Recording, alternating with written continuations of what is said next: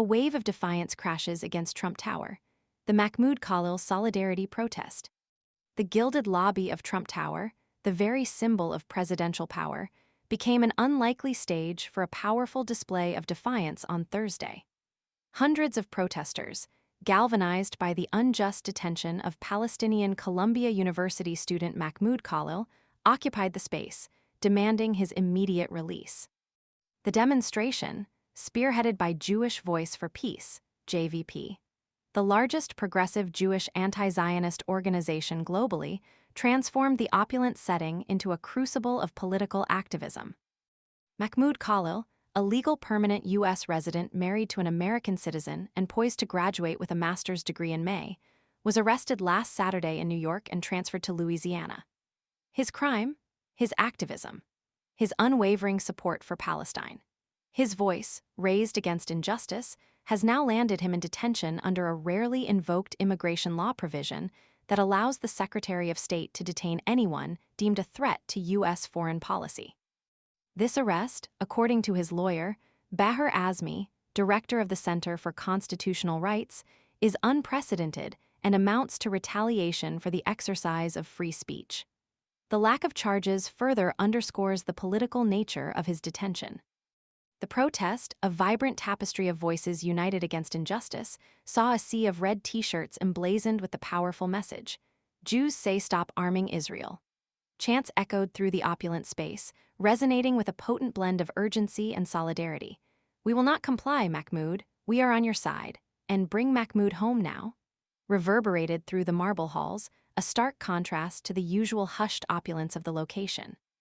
The sheer scale of the protest, with estimates placing the number of participants between 100 and 200, underscored the widespread outrage at Khalil's detention.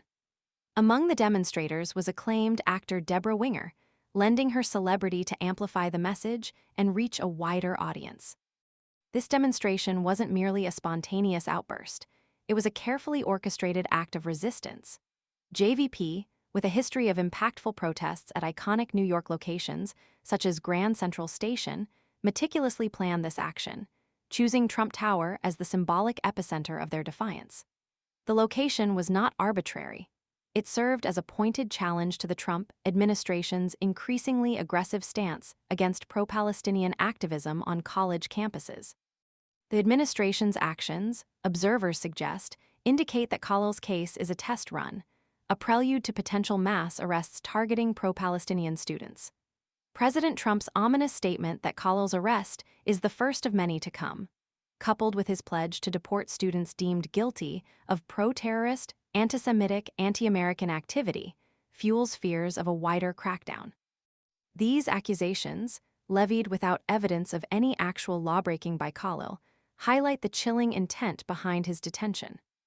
The protesters' message extended beyond Khalil's immediate plight. It served as a broader condemnation of authoritarian tactics, a warning against the erosion of civil liberties, and a rejection of scapegoating. Sonia E. Meyerson-Knox, JVP's Director of Communications, captured the essence of the protest in a social media post. "We will not comply, Mahmoud, we are in your side.